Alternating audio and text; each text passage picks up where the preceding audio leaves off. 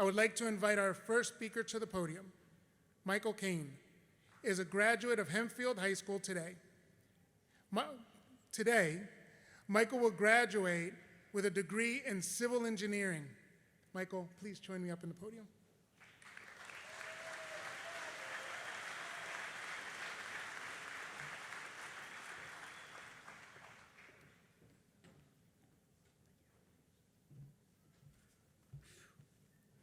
Hello and welcome to everybody, President Rivera, the Board of Trustees, the faculty and staff, as well as my fellow graduates and guests to the 2024 commencement of Thaddeus Stevens.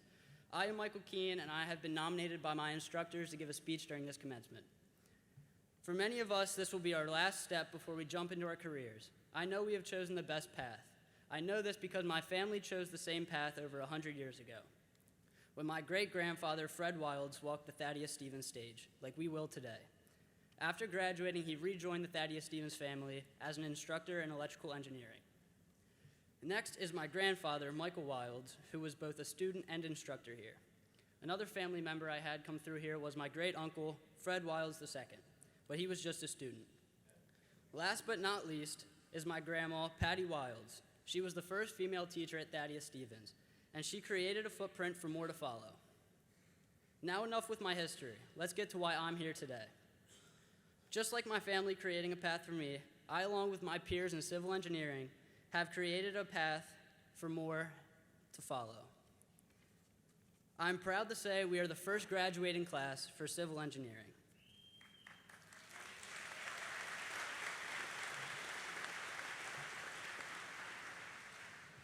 Yet, it was not all easy. Coming into this program, I knew absolutely nothing about civil engineering. Leaving here today, I know more than I could have ever imagined.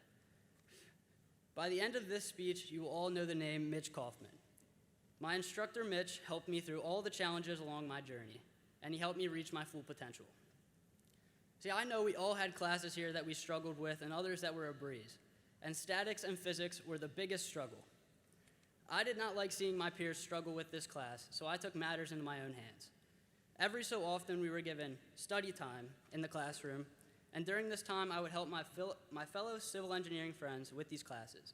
I would give them examples, walk them through problems, and I'd answer any questions that they had. I knew that if I was getting through this class, they were coming with me. For the last 2 years, I was under the wing of Mitch Kauffman. He was my civil teacher, my life coach, and most importantly, a second father to all of us in his class. He had set us on the best and most successful path possible. He had taught us everything we needed to know, and so much more for the real world. In the classroom and shop, we were taught a lot about what to do on job sites and what not to do on job sites. That way we wouldn't look like complete fools out there. Mitch also spent a lot of time with us, individually planning our futures and making sure we weren't procrastinating getting jobs for after graduation. In my opinion, the most impactful thing we did in his class was read Chop Wood, Carry Water by Joshua Metcalf. This book focuses on how to fall in love with the process of becoming great. This book takes you on a journey through the perspective of a boy who wishes to one day become a samurai archer. His sensei, or teacher, helps him along the way through both stories and lessons. The greatest takeaways that I got from this book were that I am who I am, not just what I do. And in order to see success, you must first surrender the outcomes. Mitch, thank you for being our sensei these last 2 years. We wouldn't be here without you. Now finally, I will leave you all with 2 things to think about based off of my lessons I learned from Chop Wood, Carry Water. First, I would like you all to think about the who versus the what. Think about who you would be if everything you did was stripped away from you at this very moment. What would you be left with? And second, as we move on in life, we will most likely compare ourselves to others. May this be in the gym, on a job, or even just out and about. We cannot let comparison take over and bring us down, because as Joshua Metcalf says, comparison is the thief of all joy. The grass isn't greener on the other side. The grass is greener where you water it. All of us have probably compared ourselves to someone else at some point, but you must realize everyone has their strengths, everyone has their weaknesses, and everyone is unique.